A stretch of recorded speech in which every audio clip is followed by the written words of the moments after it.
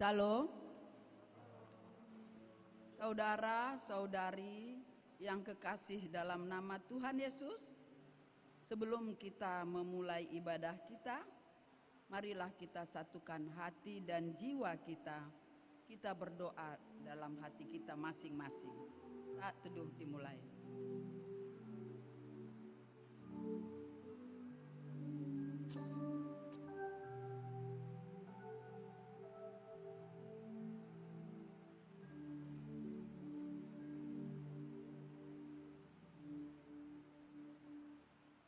Amin.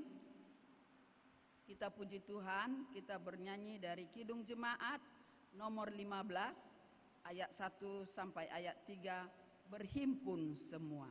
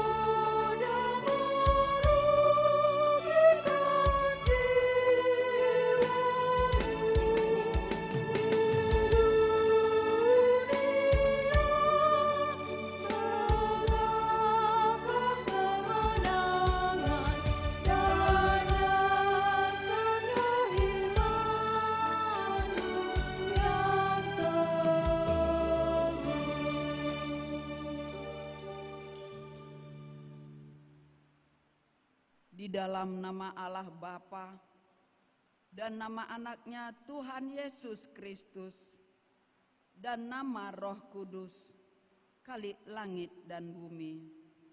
Amin. Allah itu bagi kita tempat perlindungan dan kekuatan.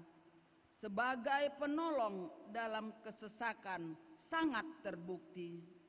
Sebab itu kita tidak akan takut sekalipun bumi berubah, sekalipun gunung-gunung goncang di dalam laut.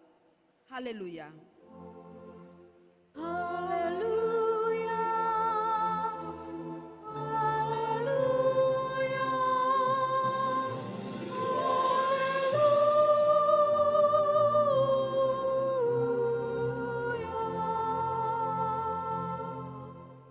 Kita berdoa. Ya Allah Tuhan kami yang Maha Kuasa, kami mengucap syukur kepadamu karena Engkau telah menyatakan anak-Mu Tuhan Yesus Kristus kepada kami dan kepada orang yang belum percaya kepadamu. Kasihanilah kami, biarlah berita kesukaan itu tetap tinggal pada kami dan anak cucu kami. Nyatakanlah berita keselamatan itu kepada semua bangsa, agar terang kemuliaan-Mu bercahaya kepada orang yang berada di dalam kegelapan dan kuasa maut, karena anak-Mu, Tuhan Yesus Kristus, Tuhan kami. Amin. Jemaat dipersilahkan duduk kembali. Kita puji Tuhan, kita bernyanyi dari Kidung Jemaat nomor 149 ayat 1 dan ayat 4. Sang Maha Tabib telah dekat.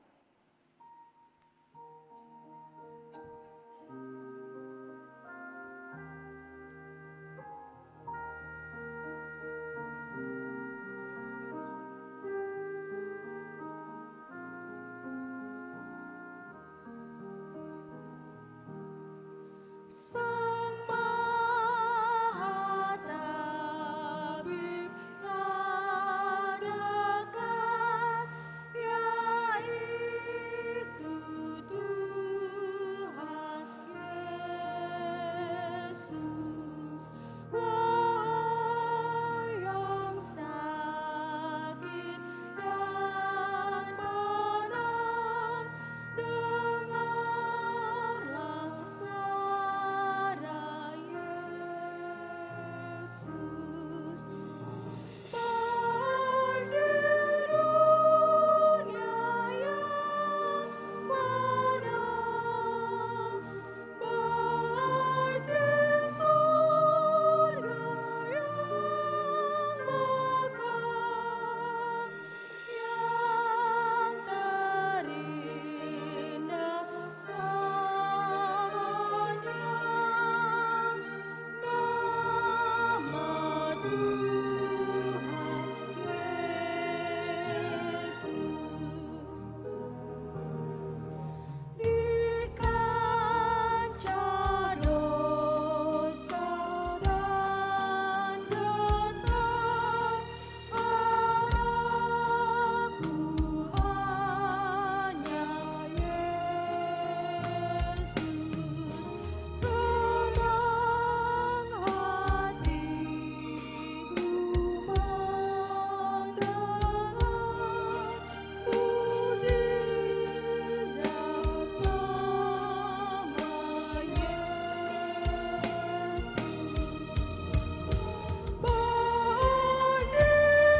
samanya,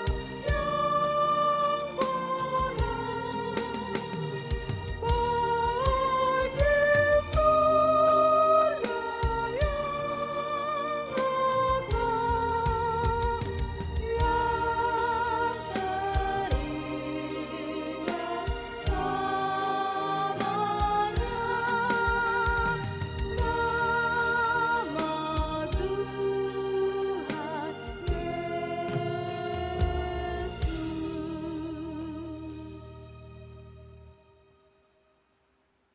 Marilah kita mendengar firman Tuhan sebagai pendahuluan khotbah pada minggu ketiga setelah Epifanias dengan tema Allah tempat perlindungan kita, yang diambil dari Injil Markus pasal yang pertama ayat yang ke-40 sampai ayat yang 45. Kita baca secara responsoria. Yang terakhir kita baca bersama-sama. Yesus menyembuhkan seorang yang sakit kusta. Seorang yang sakit kusta datang kepada Yesus dan sambil berlutut di hadapannya, ia memohon bantuannya. Katanya, "Kalau engkau mau, engkau dapat mentahirkan aku." Maka tergeraklah hatinya oleh belas kasihan. Lalu ia mengulurkan tangannya, menjamah orang itu dan berkata kepadanya, "Aku mau, jadilah engkau tahir." Seketika itu juga lenyaplah penyakit kusta orang itu, dan ia menjadi tahir. Segera ia menyuruh orang itu pergi dengan peringatan keras. Ingatlah, janganlah engkau memberitahukan apa-apa tentang hal ini kepada siapapun. Tetapi pergilah, perlihatkanlah dirimu kepada imam dan persembahkanlah untuk pentahiranmu persembahan yang diperintahkan oleh Musa sebagai bukti bagi mereka. Tetapi orang itu pergi memberitakan peristiwa itu dan menyebarkannya kemana-mana, Sehingga Yesus tidak dapat lagi terang-terangan masuk ke dalam kota. Ia tinggal di luar tempat-tempat yang sepi. Namun orang terus juga datang kepadanya dari segala penjuru. Demikian firman Tuhan. Berbahagialah setiap orang yang mendengar firman Allah, yang menghayati serta melakukannya. Amin. Kembali kita puji Tuhan, kita bernyanyi dari Kidung Jemaat nomor 358 ayat 1 sampai ayat 2. Semua yang letih lesu.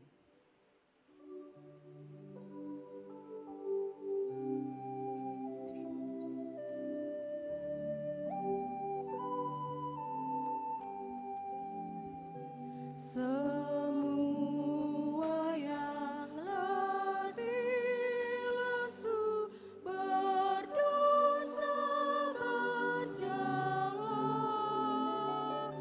terima rahmat Tuhanmu, percaya sabdanya.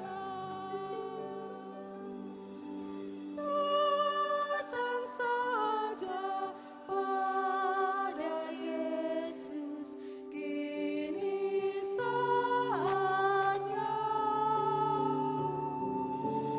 Datang saja pada Yesus, terima rahmat-Nya. Cucuran darah masih memberi berkat baru, membasuh hati yang keji, jiwa tenang teduh. Datang saja pada Yesus, kini saatnya. Datang saja pada Yesus, terima rahmat-Nya.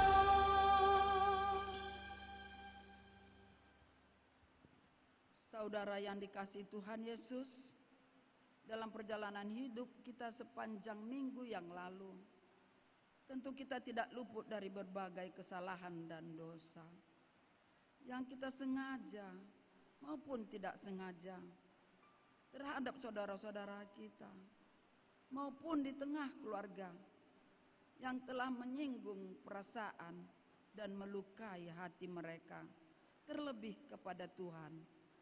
Karena itu dengan segala kerendahan hati, marilah kita mengaku dan menyesali segala dosa dan kesalahan kita di hadapan Tuhan. Marilah kita memasuki saat teduh untuk berdoa di dalam hati kita masing-masing.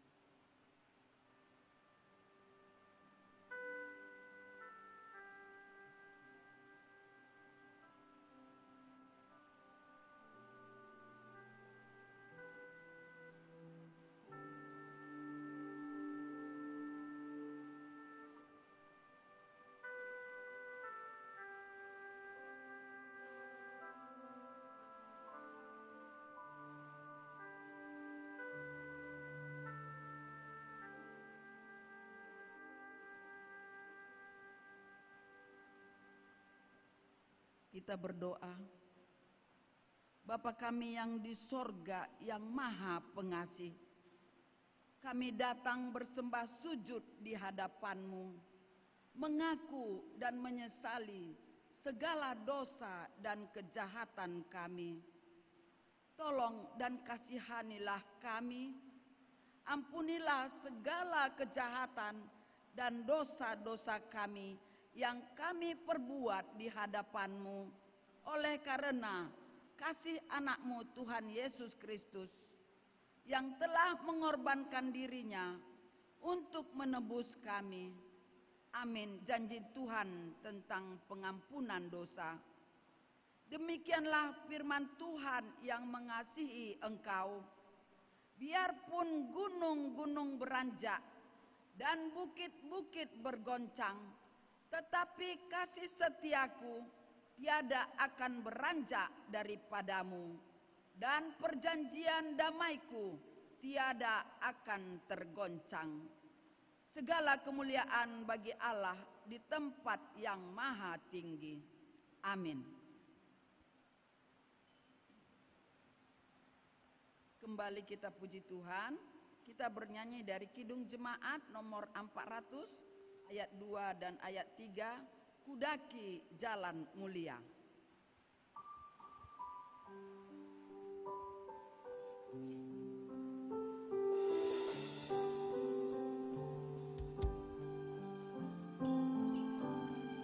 Ku tidak mau menetap di dalam bimbang dan gelap. Rinduanku, tujuanku, tempat yang tinggi dan teguh. Ya Tuhan, angkat diriku lebih dekat kepadamu. Di tempat tinggi dan teguh, Tuhan mantapkan langkahku. Ku ingin hidup yang benar, jauh dari tindak yang cemar.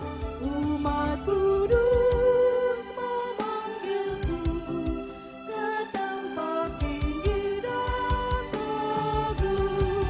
Ya Tuhan, angkat diriku lebih dekat kepadamu. Di tempat tinggi dan teguh, Tuhan mantapkan langkahku.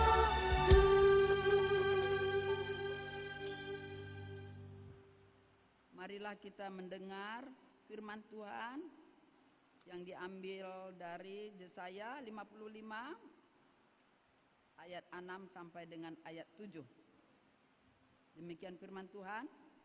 Carilah Tuhan selama ia berkenan ditemui. Berserulah kepadanya selama ia dekat. Baiklah orang fasik meninggalkan jalannya, dan orang jahat meninggalkan rancangannya. Baiklah ia kembali kepada Tuhan, maka Dia akan mengasihinya, dan kepada Allah kita, sebab Ia memberi pengampunan dengan limpahnya. Demikian firman Tuhan. Marilah kita sama-sama memohon kekuatan daripada Tuhan. Ya Allah Bapa kami, berilah kami kekuatan untuk melakukan yang sesuai dengan firman-Mu. Amin. Kembali kita puji Tuhan, kita bernyanyi dari pelengkap Kidung Jemaat nomor 285 ayat 1. Bila badai hidup menerpamu.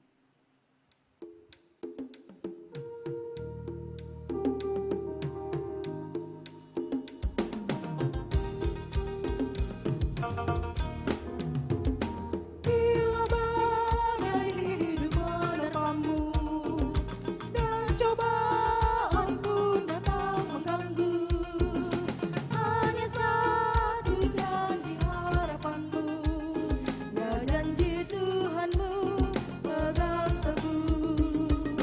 Biar gunung-gunung pun beranjak, serta bukit-bukit pun bergoncang,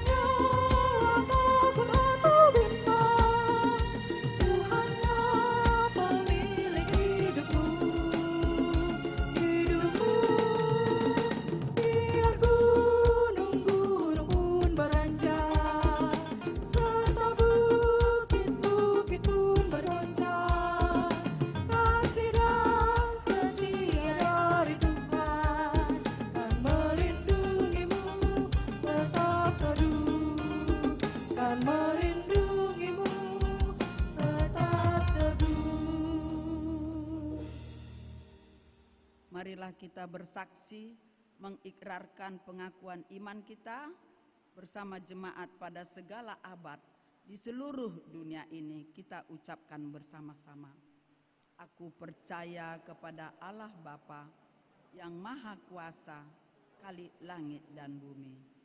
Aku percaya kepada Yesus Kristus, Anaknya yang tunggal Tuhan kita, yang dikandung daripada Roh Kudus, lahir dari darah anak Maria, yang menderita di bawah pemerintahan Pontius Pilatus, disalibkan, mati dan dikuburkan, turun ke dalam kerajaan maut, pada hari yang ketiga, bangkit pula dari antara orang mati, naik ke surga, duduk di sebelah kanan Allah Bapa yang Maha Kuasa, dan akan datang dari sana untuk menghakimi orang yang hidup dan yang mati. Aku percaya kepada Roh Kudus, gereja yang kudus dan am, persekutuan orang kudus, pengampunan dosa, kebangkitan daging, dan hidup yang kekal. Amin. Untuk menyambut sabda Tuhan, kita bernyanyi dari pelengkap Kidung Jemaat nomor 258 ayat 1 sampai ayat 2. Ku ingin selalu dekat padamu.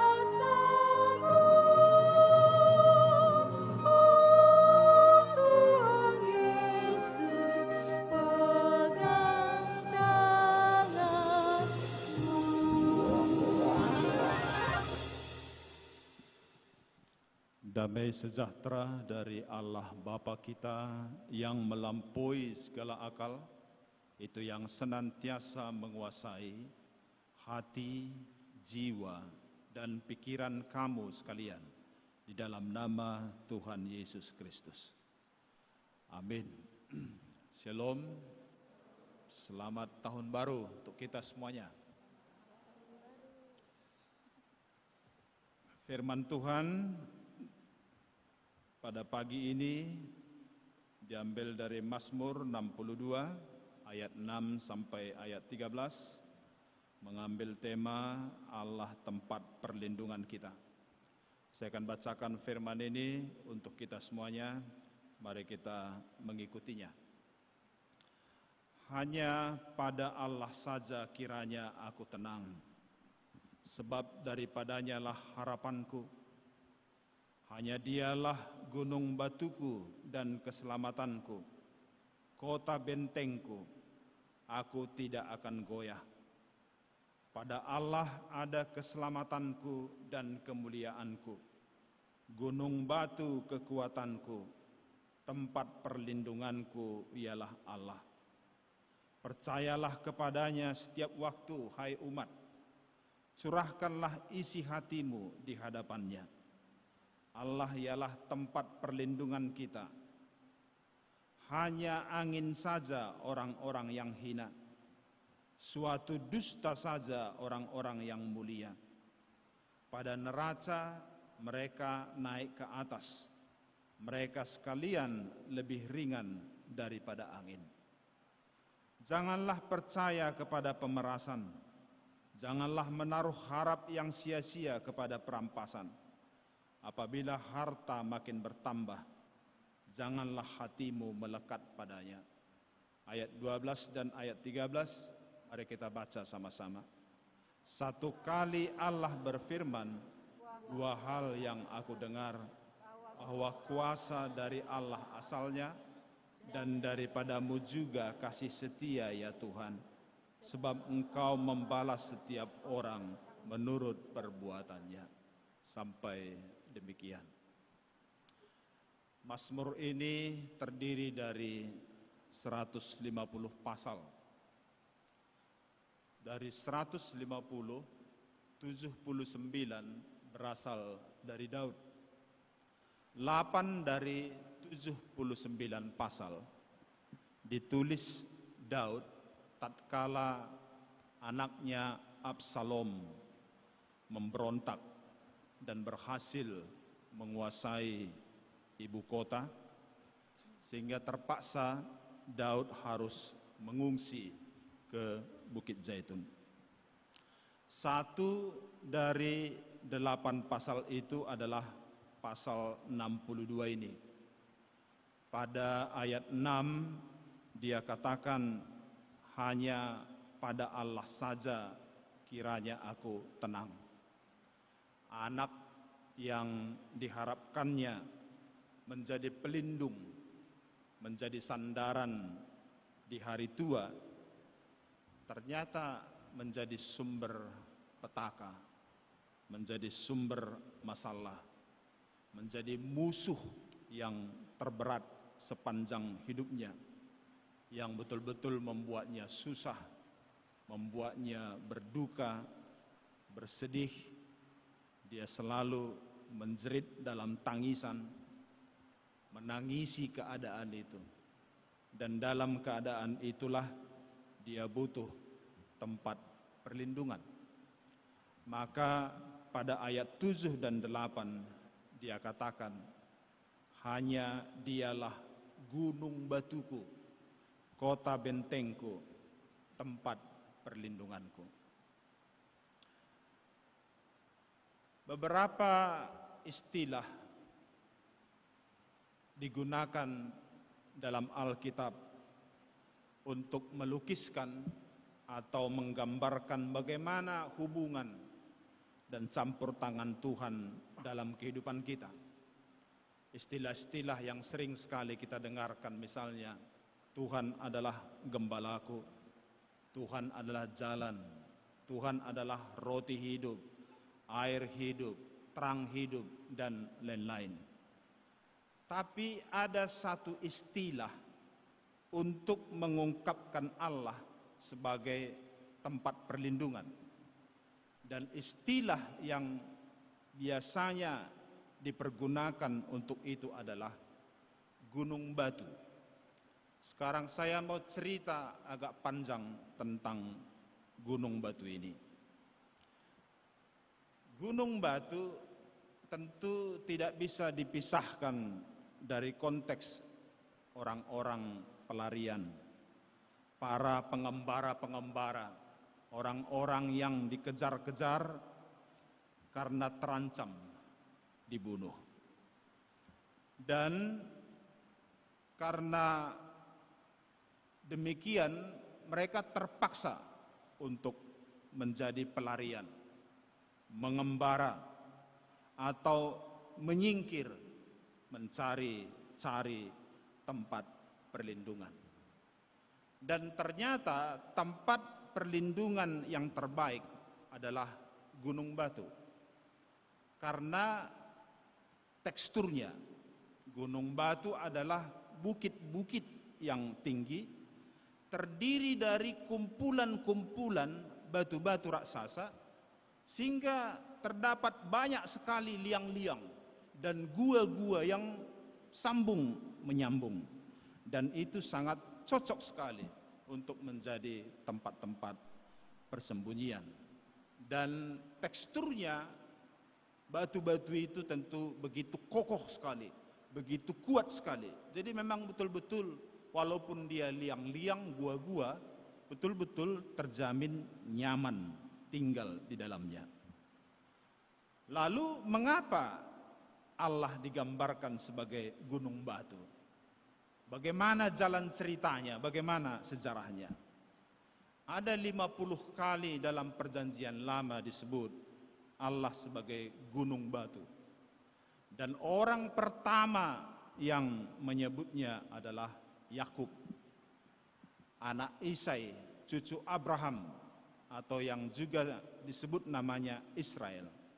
Yakub adalah seorang pelarian dari rumah bapaknya, lari ke Mesopotamia karena Esau ingin membunuhnya. Tapi justru selama dalam pelarianlah berkat Tuhan melimpah dia terima. Dia beroleh istri-istri, beroleh anak-anak, cucu-cucu, budak-budak, dan harta yang sangat melimpah.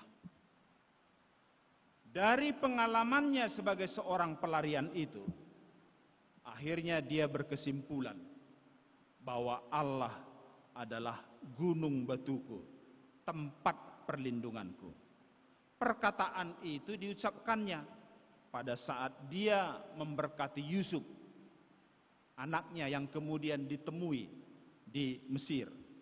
Dalam Kejadian 49 ayat 24 sampai 25, yang adalah Yusuf juga adalah seorang pelarian, seorang pengembara. Yakub mengucapkan berkat kepada Yusuf, disebutkannya begini: pertolonganmu adalah pelindung Yakub, gunung batu Israel, Allah ayahmu, Allah yang maha kuasa.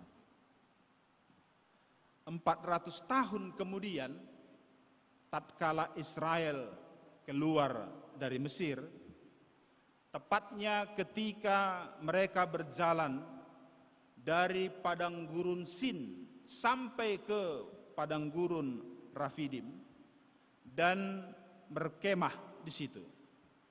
Ternyata di situ tidak ada air untuk diminum.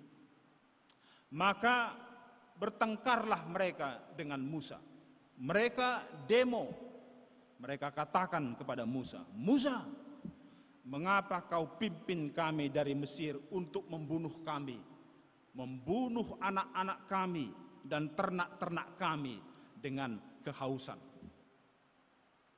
Lalu Musa menghadap Tuhan, berseru kepada Tuhan. Lalu Tuhan katakan kepadanya, "Musa, berjalanlah di depan bangsa ini. Bawalah besertamu beberapa orang dari antara tua-tua Israel. Bawa tongkatmu dan pergilah ke gunung batu di Horeb atau Sinai." Sama ya, Horeb atau Sinai sama saja. "Aku akan berdiri di sana, di depanmu, di atas gunung batu Horeb itu. Lalu pukullah gunung batu itu, dan dari dalamnya akan keluar air, sehingga bangsa itu dapat minum. Musa melakukannya, dan terjadilah. 2 tahun Israel tinggal di kaki gunung batu itu, di mana Allah siang malam melindungi dan memelihara kehidupan mereka dan ternak-ternak mereka. 40 tahun kemudian, menjelang akhir kepemimpinan Musa, Allah perintahkan agar Musa menuliskan satu nyanyian dan mengajarkannya kepada Israel. Syair nyanyian itu tertulis dalam Ulangan 32. Dalam nyanyian itu ada 7 kali disebutkan bahwa gunung batu sesungguhnya yang memberikan air kehidupan, yang melindungi, memelihara dan menjaga mereka bukan gunung Horeb, tetapi Allah. Gunung batu sesungguhnya bukan Horeb, bukan Sinai, tapi gunung batu sesungguhnya adalah Allah. Daud juga adalah seorang pelarian, karena Saul ingin membunuhnya.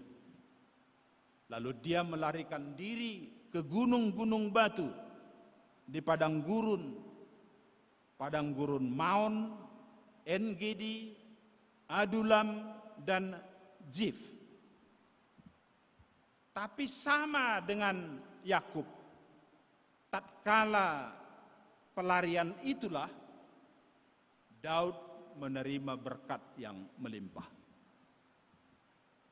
Tatkala dalam pelarian itulah Daud terdidik menjadi seorang raja.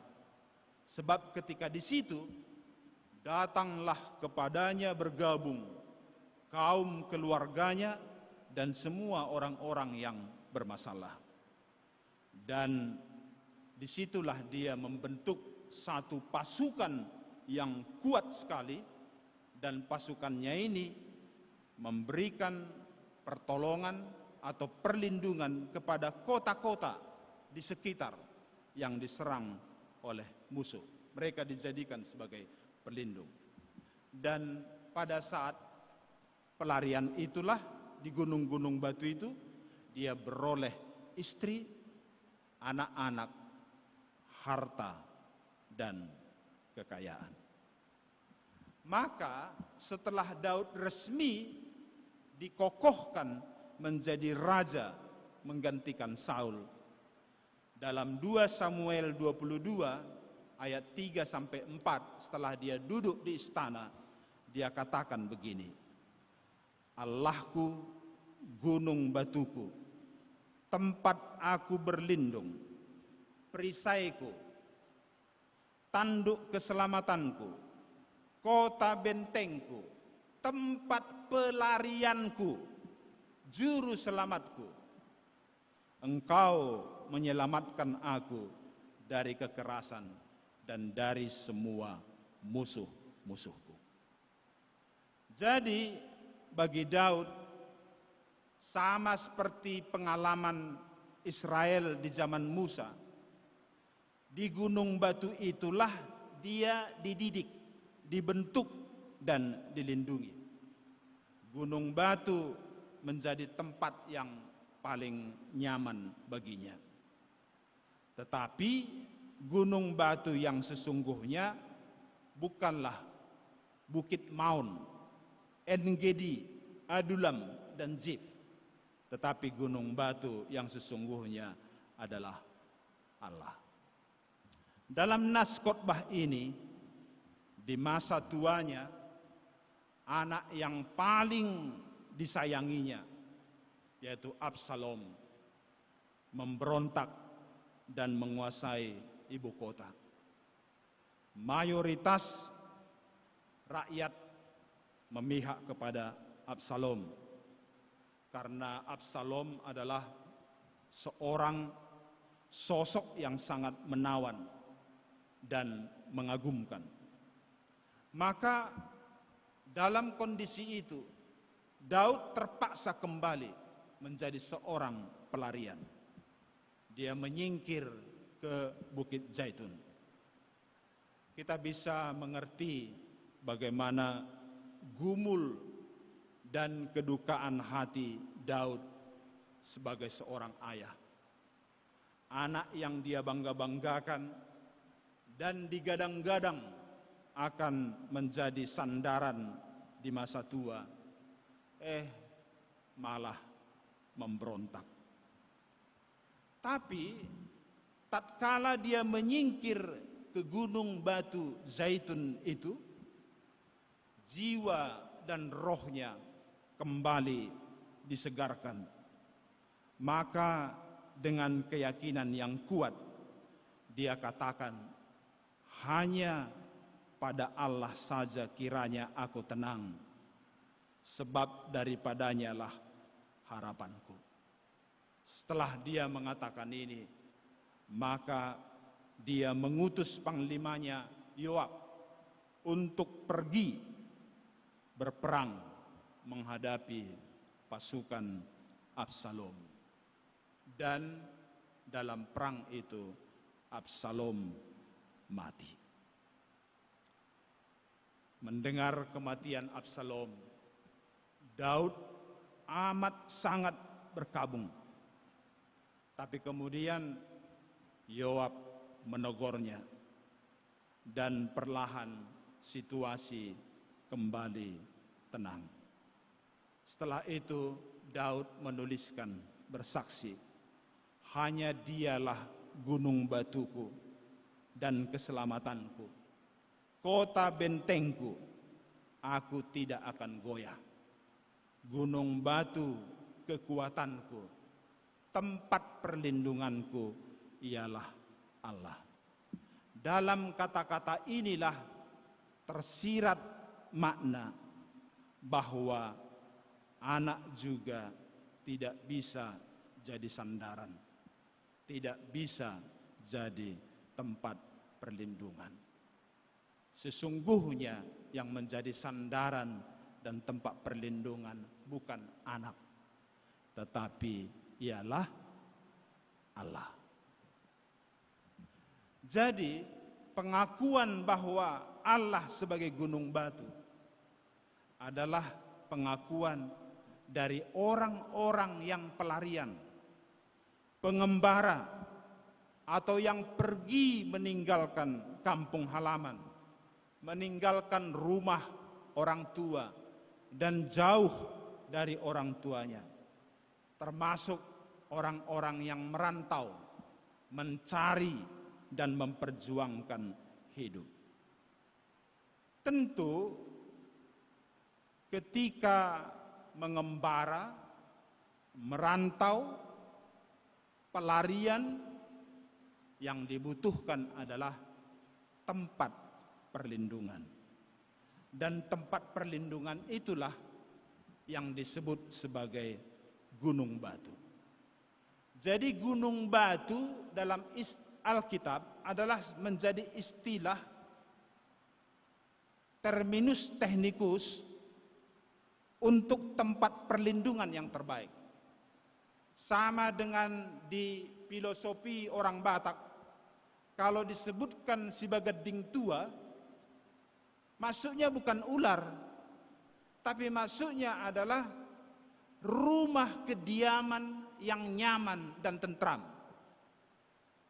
Jadi orang Batak tidak perlu menjelaskan lagi bagaimana maksudnya rumah yang nyaman, tentram, tenang, nyaman. Dia cukup hanya katakan si bagading tua. Begitulah istilah gunung batu ini menjadi terminus technicus, istilah khusus untuk tempat perlindungan yang terbaik. Jadi banyak yang bisa dijadikan menjadi gunung batu atau tempat perlindungan. Banyak. Tapi dari semuanya itu, yang paling terbaik, yang paling nyaman, yang paling tentram adalah Tuhan.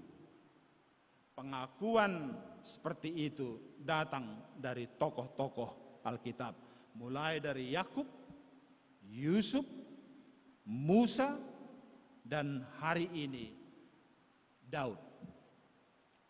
Dari pengalamannya sendiri mereka bersaksi dan mengingatkan supaya kita jangan takut karena apapun dan dimanapun kita. Walau kita di tempat pengungsian, sekalipun di tempat pengembaraan, walaupun di tempat perantauan, bahkan di tempat terasing pun. Nah, di sini banyak para perantau karena sekolah. Di sini ditegaskan, jangan takut karena apapun dan dimanapun Anda. Sebab dimanapun, dalam situasi apapun, di situ ada Tuhan yang menjadi gunung batu, tempat perlindungan dan keselamatan kita. Dan sekarang pertanyaannya adalah, bagaimana caranya supaya Tuhan bisa menjadi gunung batu bagiku? Ayat 9 memberikan petunjuk kepada kita. Pada ayat 9 itu dikatakan, lakukanlah kedua hal ini. Yang pertama, percayalah kepadanya setiap waktu. Yang kedua, curahkanlah isi hatimu di hadapannya. Ayo kita sebut dulu sekali lagi, ulangi. Yang pertama, percayalah kepadanya setiap waktu. Yang kedua, curahkanlah isi hatimu di hadapannya. Dalam nats ini juga diungkapkan fakta-fakta di sekitar kita, bahwa banyak orang yang menjadikan kekuatan manusia atau kuasa manusia sebagai gunung batu atau perisai atau sebagai tempat perlindungan baginya. Pada prinsipnya tidak ada orang di bumi ini yang tidak membutuhkan gunung batu. Semua membutuhkan. Dalam nats ini dibukakan kepada kita fakta-fakta bahwa ternyata ada banyak orang yang menjadikan kekuatan manusia atau kuasa manusia menjadi tempat perlindungan atau menjadi perisai dalam kehidupannya. Kalau ditanya misalnya, apa-apa saja yang dijadikan orang sebagai perlindungannya? Yang pertama, berlindung pada manusia yang memiliki kuasa dan kekuatan. Pada ayat 10, perhatikan Alkitabmu, ada dua jenis manusia yang dijadikan tempat berlindung. Yaitu pertama, orang-orang yang hina. Dan yang kedua adalah orang-orang yang mulia. Dalam bahasa Ibrani, kedua kata ini diungkapkan dengan kata anak-anak Adam dan anak-anak manusia. Ini adalah istilah bagi mereka untuk mengungkapkan kedua golongan ini, orang-orang hina dan orang-orang terkemuka. Sekarang timbul pertanyaan, siapa yang dimaksud orang-orang hina yang bisa dijadikan sebagai bemper, sebagai pelindung, sebagai sandaran dan keamanan? Jawabnya adalah preman, pembegal, gengs. Mereka punya nyali yang kuat, garang, dan bisa diupah menjadi perisai, menjadi pengawal. Di film biasa kita tonton profesi pembunuh bayaran. centeng-centeng, pengawal-pengawal. Di dunia nyata itu juga ada. Ada banyak seperti itu yang bisa kita lihat.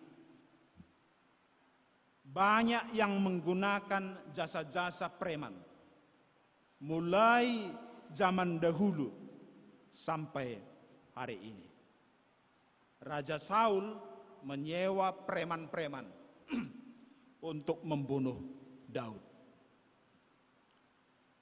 Tua-tua Yahudi mengupahi preman-preman untuk mengacau-balaukan kegiatan Rasul Paulus. Orang-orang berduit mengupahi preman untuk kepentingan bisnis dan usahanya, dan juga untuk menjaga keamanannya. Dan sekarang lapangan kerja preman bukan hanya di jalanan dan di proyek-proyek, tapi juga di dunia usaha, dunia hiburan, bahkan medsos.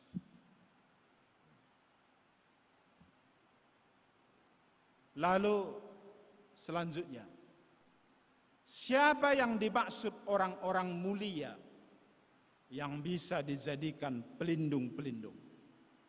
Jawabnya adalah orang-orang yang terkemuka, yang memiliki kuasa, jabatan, pangkat, pembesar-pembesar, orang-orang berpangkat, dan pemerintah. Lalu untuk kedua jenis yang dijadikan pelindung ini, orang hina atau orang mulia ini, di ayat 10 disebutkan, hanya angin saja orang-orang yang hina. Hanya suatu dusta saja orang-orang yang mulia. Pada neraca mereka naik ke atas. Kalau ditimbang, pada neraca mereka naik ke atas.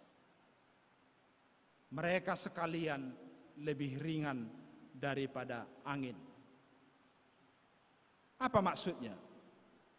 Maksudnya yang ringan bukan berat badannya atau bukan hartanya, tapi nasibnya. Nasibnya sama saja dengan kita, lebih ringan dari angin.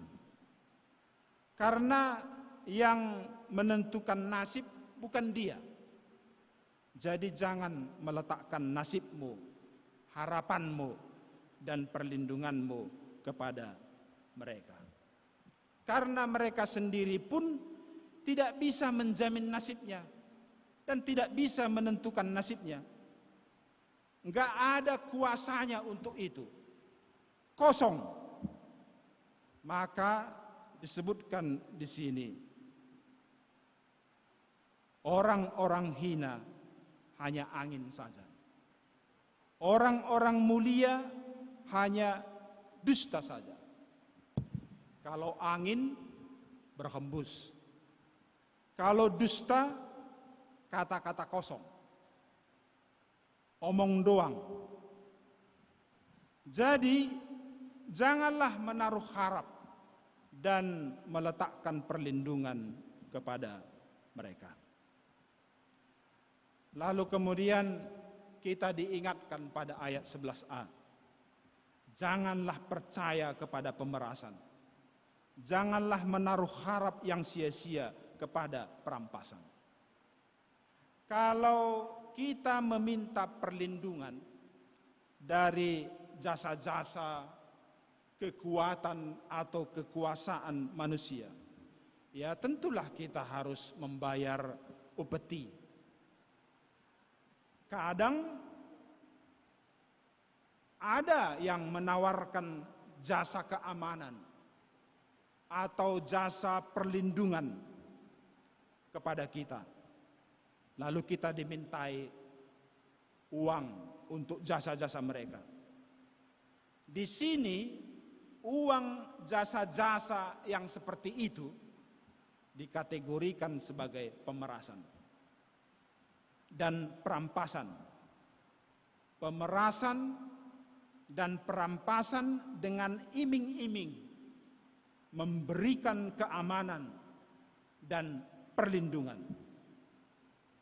Dahulu dalam konteks perang adalah biasa bangsa yang lemah memberikan upeti, uang keamanan, uang perlindungan kepada bangsa yang kuat. Dan berharap dengan upeti itu mereka dijaga atau dilindungi. Tapi pada ayat 11 ini dikatakan, jangan percaya. Itu hanyalah menaruh harap kepada yang sia-sia. Sekali lagi, nasibnya sendiri tidak bisa dia tentukan. Mengapa dia yang harus melindungi atau menjaga, mengawal nasib orang? Itu yang pertama, kekuatan dan kuasa manusia. Lalu apalagi yang bisa dijadikan orang menjadi tempat perlindungannya? Yang kedua disebutnya pada ayat 11b. Apabila harta makin bertambah, janganlah hatimu melekat padanya. Ini masih konteks gunung batu atau tempat perlindungan. Adalah fakta bahwa banyak orang mulanya begitu tulus percaya kepada Tuhan. Mulanya begitu setia dan tegar mengikuti Tuhan dalam segala tantangan dan dalam segala masalah yang dihadapinya. Dia tetap setia dan tegar mengikuti Tuhan. Katakanlah seperti pengalaman orang Israel ketika di padang gurun. Ketika mereka masih tinggal di tenda-tenda. Atau seperti Daud ketika masih tinggal di gunung-gunung batu. Atau mungkin seperti kita. Atau seperti kenalan-kenalan teman-teman kita. Ketika masih ngekos, ngontrak-ngontrak, pindah sana, pindah sini, tetap setia, tegar mengikut Tuhan. Setelah rumahnya, dia punya rumah, punya usaha sendiri, punya istana, dan pendapatannya yang lancar seperti air deras. Setelah dia punya harta dan bisa menikmati kesenangan-kesenangan hidup ini, punya kuasa dan punya pengaruh, akhirnya hatinya berpindah atau melekat pada harta. Melekat kepada harta dan kenikmatan. Bapak, Ibu, saudara-saudari, dosa Daud yang terbesar adalah Uria. Dia merampas istrinya, mengelabuinya, lalu kemudian membunuhnya dengan kekuasaan yang dia punya. Dia gunakan kekuasaannya untuk melenyapkan Uria dan merampas istrinya. Salomo juga pada masa mudanya adalah orang yang sangat tulus setia mengikuti Tuhan. Tetapi di masa tuanya dia berubah. Hatinya menjadi lebih terpikat kepada istrinya, istri-istri mudanya daripada kepada Tuhan. Karena cintanya kepada istri-istrinya, yang istri-istrinya semuanya adalah dari bangsa-bangsa lain, agama-agama lain. Karena cintanya kepada istrinya, dia mendampingi istri-istrinya memasuki rumah-rumah persembahan Baal, persembahan-persembahan berhala, dan ikut bersama istrinya bersujud di depan berhala. Jadi ada perubahan hati yang tadinya hanya melekat untuk Tuhan, tapi akhirnya setelah menikmati harta, jadi berpindah hatinya melekat kepada harta dan kenikmatan itu. Mungkin Daud juga melihat bahwa latar belakang Absalom memberontak adalah karena hatinya melekat pada harta dan kekuasaan, sehingga untuk mendapatkannya dia melakukan kejahatan, yaitu pemberontakan. Maka dari pengalaman-pengalaman ini, Daud mengingatkan, apabila harta makin bertambah, janganlah hatimu melekat padanya. Maksudnya melekat adalah jangan sempat hatimu bersandar kepada harta atau mempercayakan hidupmu kepada harta atau menjadikan harta sebagai perlindunganmu atau menjadikan harta sebagai gunung batumu. Harta tidak dapat menjadi perlindungan. Harta tidak bisa dijadikan menjadi gunung batu atau tempat perlindungan. Jadi jangan sempat melekat hatimu dan kamu menaruh pengharapanmu menjadikan harta sebagai gunung batumu. Jadi baik kekuasaan, kekuatan manusia maupun harta tidak bisa menjadi gunung batu. Gunung batu yang sesungguhnya adalah Tuhan. Jadi saya tegaskan kembali ayat 9. Jadi percayakanlah dirimu kepadanya setiap waktu dan curahkanlah isi hatimu di hadapannya. Sekarang penutup bagian terakhir, kita baca kembali dulu ayat 12 sampai ayat 13. Kita mulai. Satu kali Allah berfirman, dua hal yang aku dengar, bahwa kuasa dari Allah asalnya, dan daripadamu juga kasih setia ya Tuhan, sebab Engkau membalas setiap orang menurut perbuatannya. Saya harus berterus terang bahwa ayat ini termasuk sebuah ayat misteri. Mengapa saya katakan misteri? Karena sulit untuk dipecahkan. Jadi yang bisa saya lihat dari sisi saya membacanya, bahwa yang dimaksud dengan satu kali Allah berfirman, maksudnya adalah peristiwa pemberontakan Absalom itu.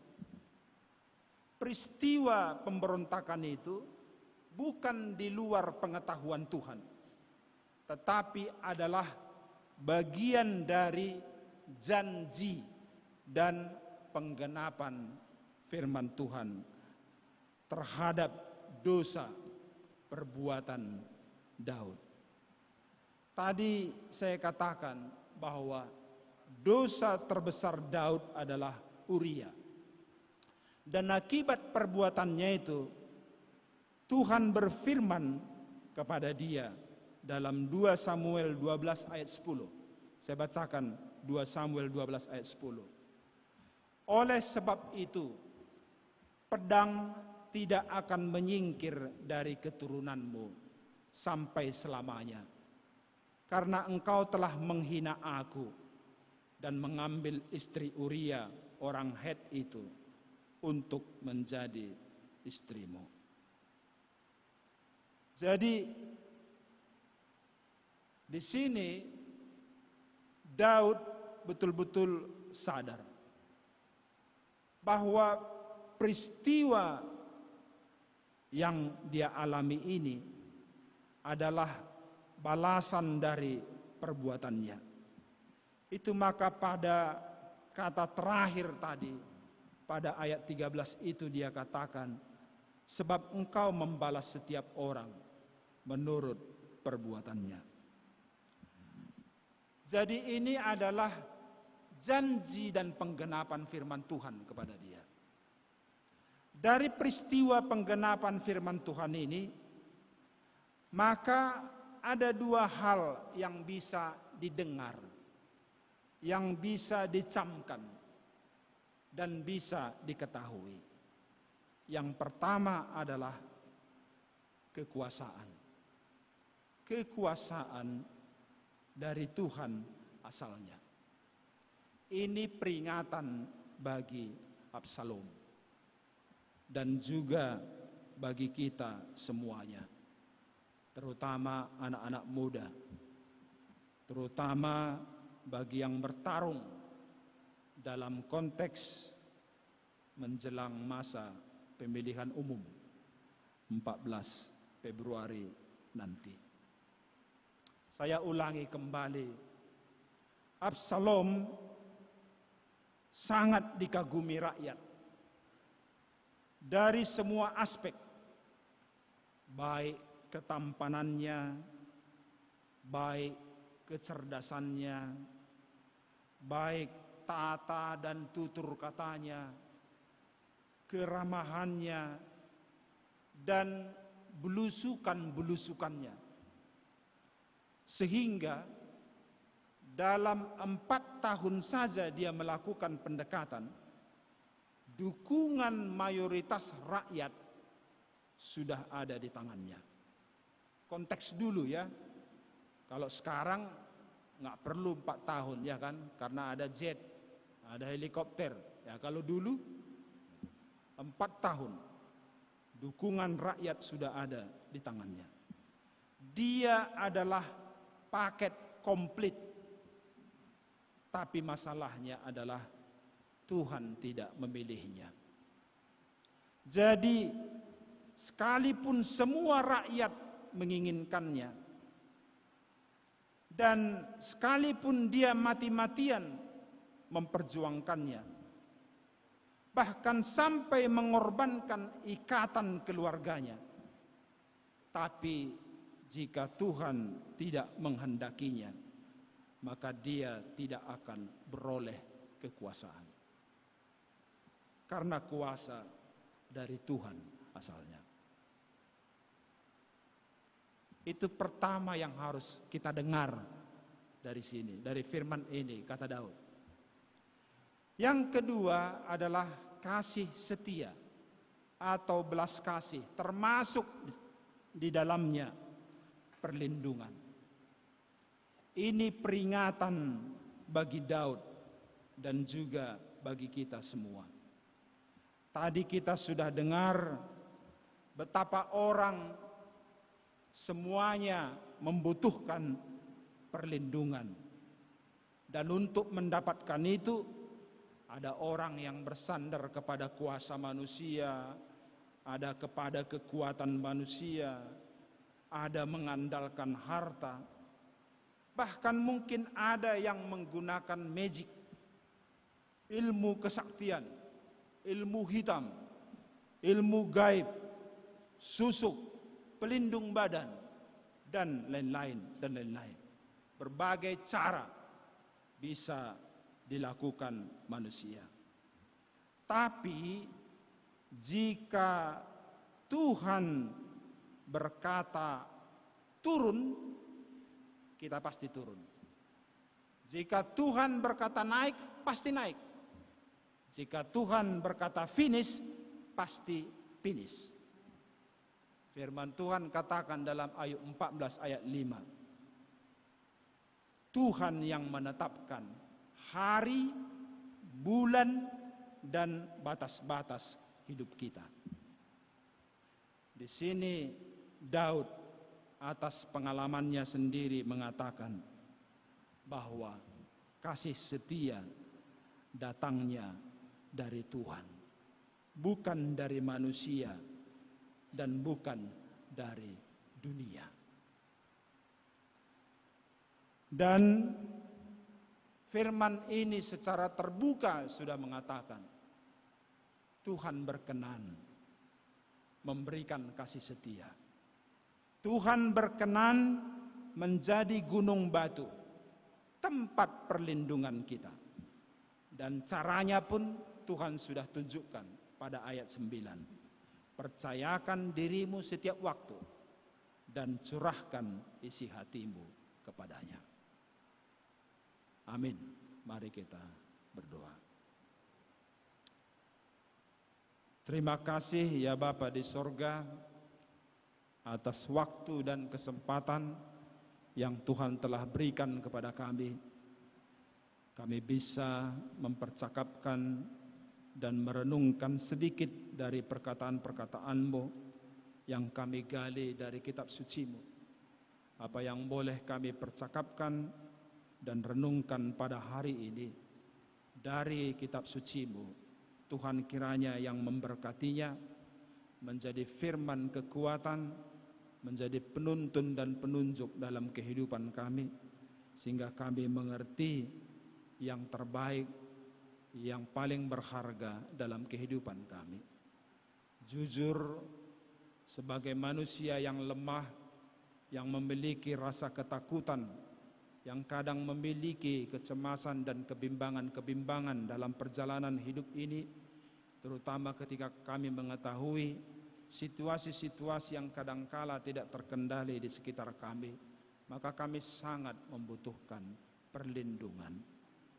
Ya Bapa, mungkin ada banyak hal-hal yang kami pikirkan supaya kami memiliki tempat perlindungan, memiliki penjagaan, memiliki pengaman-pengaman dalam kehidupan kami.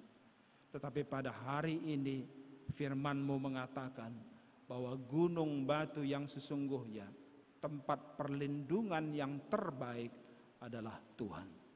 Oleh karena itu ya Tuhan, kami bersyukur dan berterima kasih atas pernyataan-Mu pada hari ini, bahwa Engkau adalah gunung batu yang sesungguhnya, dan Engkau berkenan menjadi gunung batu bagi kami. Karena itu ya Tuhan, tolonglah kami. Engkau memanggil kami semuanya supaya kami mempercayakan hidup kami setiap waktu kepadamu, dan Engkau berkenan mendengarkan curahan isi hati kami, curahan keluhan-keluhan, curahan kegentaran-kegentaran dan ketakutan-ketakutan kami. Karena Engkau berkenan untuk menjadi gunung batu dalam kehidupan kami. Karena itu kami sangat bersyukur dan berterima kasih. Ya Bapa, terimalah syukur kami, terimalah kami senantiasa menjadi anak-anak-Mu yang ingin bernaung di bawah perlindungan-Mu di sepanjang kehidupan kami. Kami memiliki rencana, memiliki cita-cita dan memiliki perjuangan dalam hidup kami ini. Untuk semua cita-cita, perjalanan, perjuangan, dan upaya-upaya kami untuk meraih cita-cita, mimpi dan harapan-harapan kami. Kami meletakkan hidup kami kepada Tuhan, supaya Engkau yang menolong kami. Karena kuasa dan kasih setia datangnya daripada Engkau. Oleh karena itu ya Bapa, kami serahkan hidup kami, supaya Engkau yang menuntun dan menetapkan jalan dan langkah-langkah kami. Sebab padamulah harapan dan padamulah masa depan kami semua. Terima kasih ya Bapa di sorga, kami serahkan hidup kami, orang tua kami, ayah, ibu, anak-anak kami yang jauh atau yang dekat, cucu-cucu kami, dan semua yang kami kasihi, kami serahkan kepada Tuhan.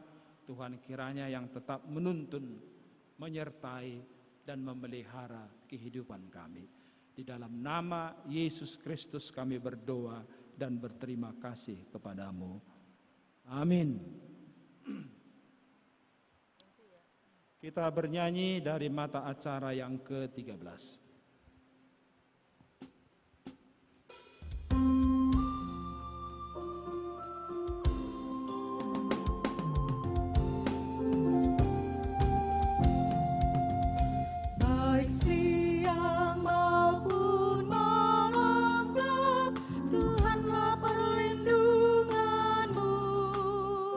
Niscaya takut mulanya Tuhan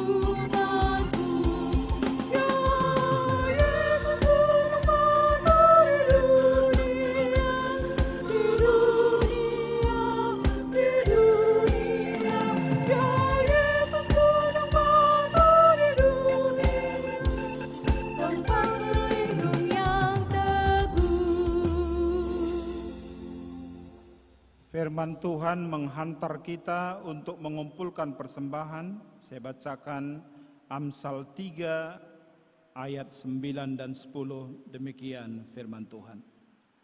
Muliakanlah Tuhan dengan hartamu dan dengan hasil pertama dari segala penghasilanmu, maka lumbung-lumbungmu akan diisi penuh sampai melimpah-limpah, dan bejana pemerahanmu akan meluap dengan air buah anggurnya. Amin. Mari kita persiapkan dan kumpulkan persembahan kita.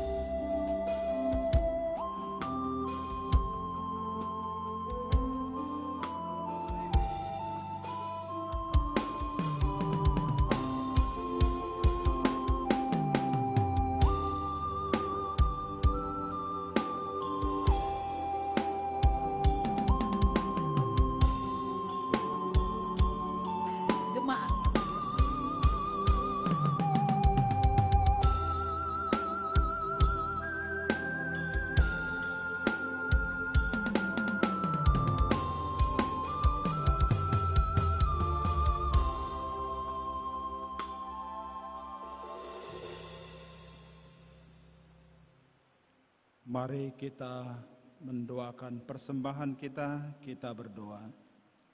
Ya Allah Bapa kami yang ada di sorga, kami mengaku dengan setulus hati, Engkaulah sumber segala berkat dan karunia.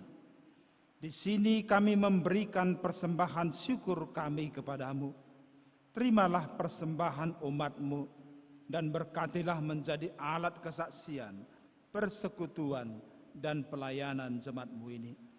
Jadikanlah hidup kami persembahan yang berkenan kepadamu, dan pakailah hidup kami untuk turut menghadirkan tanda-tanda kerajaan-Mu di seluruh dunia ini.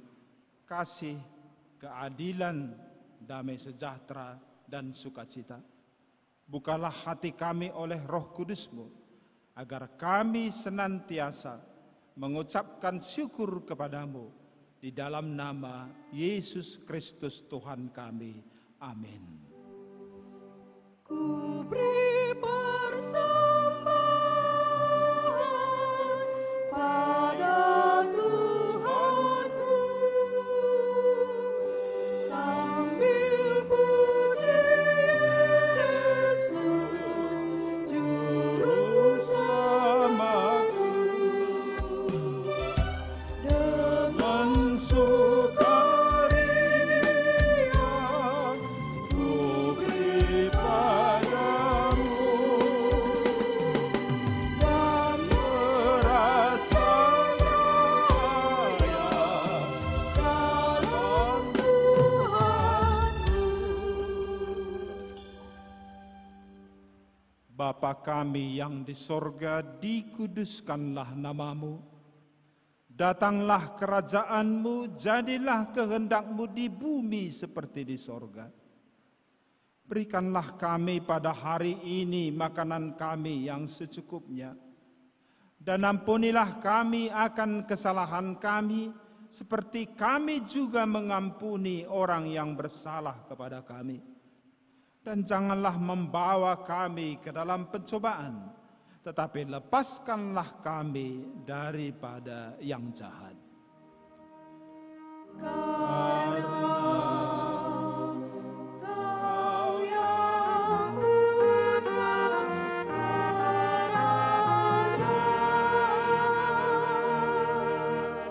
dan kekuasaan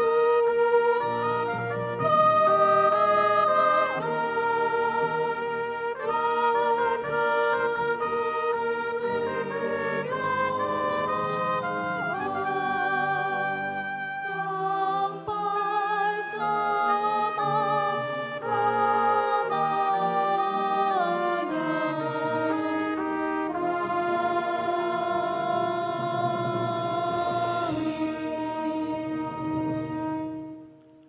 Pulanglah dalam damai, terimalah berkat Tuhan. Tuhan memberkati engkau dan melindungi engkau. Tuhan menyinari engkau dengan wajah-Nya dan memberi engkau kasih karunia. Tuhan menghadapkan wajah-Nya kepadamu dan memberi engkau damai sejahtera. Amin. Amin.